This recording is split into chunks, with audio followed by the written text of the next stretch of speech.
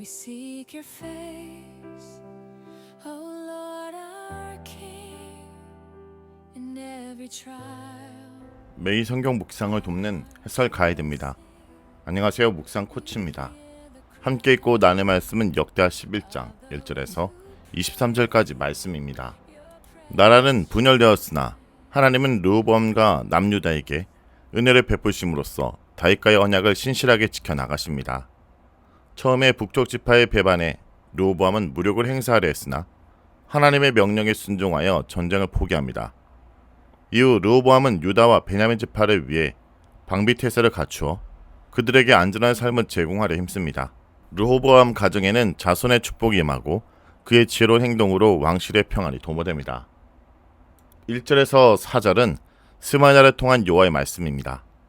르호보암은 유다와 베냐민 지파를 모아 이스라엘과 싸워 나라를 회복하려고 합니다. 이스라엘은 사울이 왕이 된 이래로 다윗과 솔로몬을 거쳐 120년간 한 나라를 이루었지만 이제 르호보암에게는 유다와 베냐민이 그의 나라가 되었으며 북쪽 10지파인 이스라엘은 그가 싸워 획득하려는 대상이 되고 말았습니다. 11장에 거듭 나오는 유다와 베냐민이라는 어구는 르호보암과 두 지파의 밀접한 관계성을 부각합니다. 르호보암이 백성의 요구에 호의를 베풀었다면 10지파의 마음을 붙잡을 수 있었습니다. 그러나 교만과 어리석음으로 단순에 닳고 맙니다. 결국 이제는 무력으로 잃은 지파를 회복하라는 계획을 세웁니다. 젊은 신하들의 강압적인 조언으로 실패를 경험했건만 더 폭력적이고 분별력 없는 계획을 세우고 맙니다. 그는 적극적으로 용사 18명을 선택했습니다. 르호보암은 전쟁을 원했지만 하나님은 평화를 원하셨습니다. 하나님은 스마냐 선지자를 통해 이스라엘 분연이 자신의 뜻임을 알리고 전쟁을 중단하게 하십니다. 하나님은 형제와 싸우지 말라고 명령하셔서 그들의 싸움의 대상이 적군이 아닌 형제들임을 주지시킵니다. 이들이 동족을 치려는 것은 사사시대의 이스라엘 11지파가 동맹하여 베냐민을 진멸하는 것과 같은 행동입니다. 가나안 족속은 다 진멸하지 못했으면서도 동족을 진멸할 계획을 세웠습니다. 그 계획이 그들 눈에는 옳게 보였으나 하나님의 눈에는 옳지 않다는 것을 깨닫지 못했습니다. 지금 르호보암과 백성의 무력 시도도 마찬가지입니다. 하나님은 이들에게 각자 집으로 돌아가라 명령하시며 이 일이 내게로 말미암아 난 것이라고 알리십니다. 이는 앞서 10장 15절에 이 일은 하나님께로 말미암아 난 것이라 와 같은 의미입니다. 다만 10장 15절에서는 어떤 일의 방향 전환을 뜻하는 단어를 사용하여 예상치 못한 이스라엘 분열이 하나님의 계획임을 표현했습니다. 11장 4절에는 일반적으로 일, 사건을 뜻하는 단어를 사용하여 그 일이 하나님의 뜻임을 재차 강조합니다.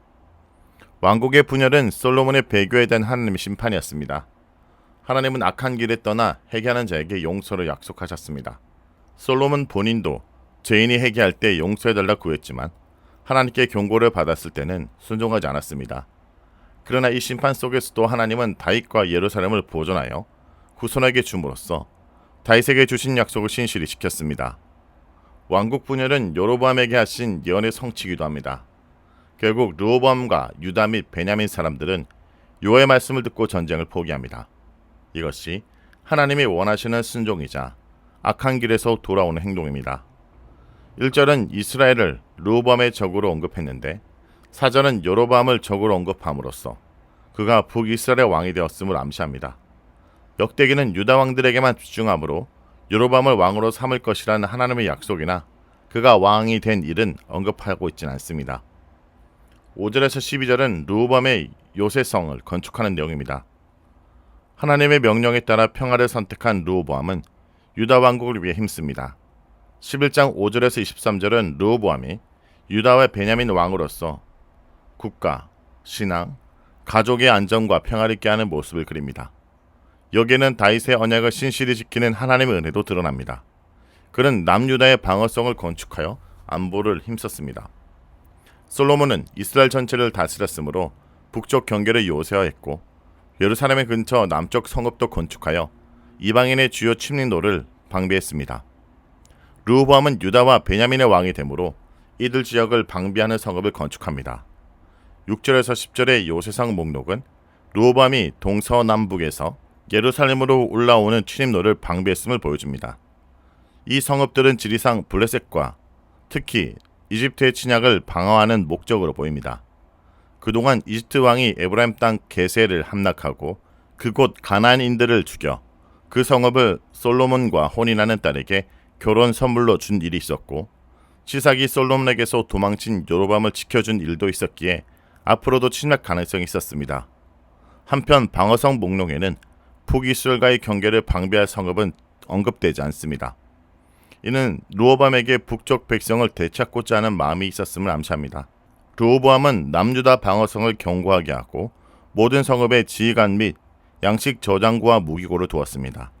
이를 통해 유다와 베냐민의 안정을 가져왔고 그 결과 국가적인 신입을 얻게 되었습니다. 13절에서 17절은 유다로 온 제사장들과 레인들입니다. 이스라엘의 모든 제사장들과 레인들이 르호보암의 편에 서게 되고 하나님을 찾는 북이스라엘 백성들이 예루살렘의 제사로 왔습니다. 이전에 르호보암은 무력으로 북이스라엘을 회복하려 했으나 무산되었는데 이제 자진해서 남유다를 찾아옴으로써 하나님의 은혜가 드러납니다. 레위인들은 자신들의 목초지와 가옥을 버리고 예루살렘으로 왔습니다.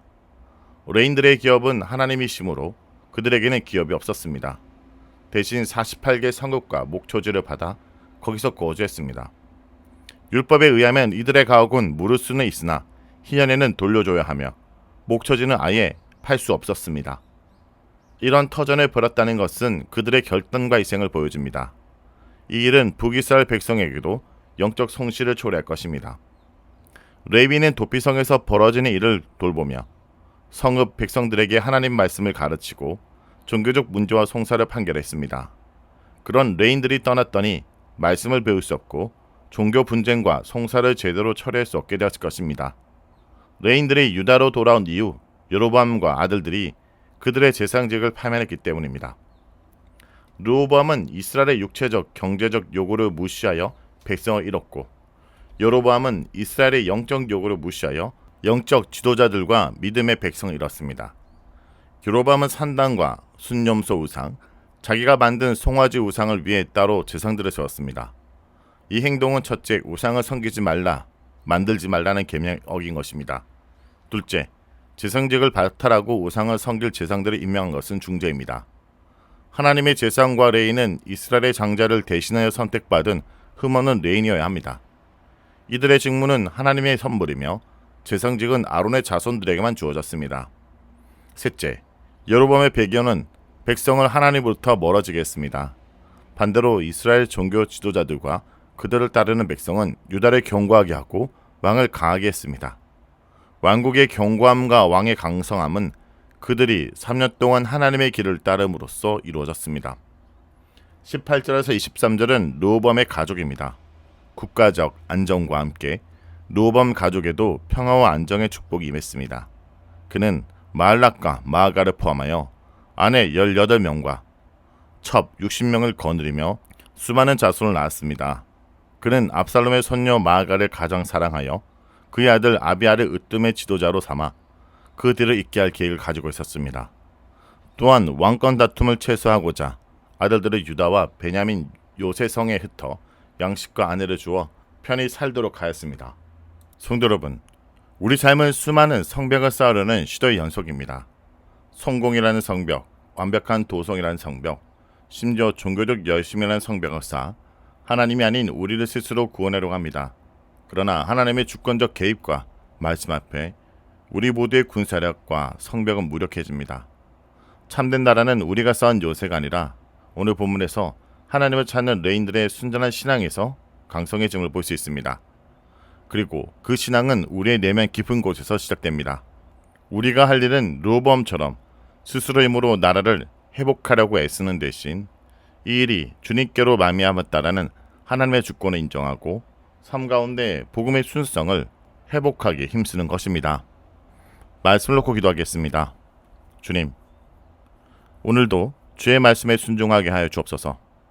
내 의지대로 살아가고 나의 힘으로 무언가를 해결하는 것이 아니라 오늘 말씀에 스마냐 선자의 말씀을 따라 전쟁을 피한 것처럼 주의 말씀 앞에 엎드리며 순복하게 하여 주옵소서. 그것이 우리가 살 길임을 기억하게 하여 주옵소서. 오늘도 우리를 위해 가장 견고한 요새 십자가를 세워주신 예수 그리스도의 이름으로 기도드립니다. 아멘.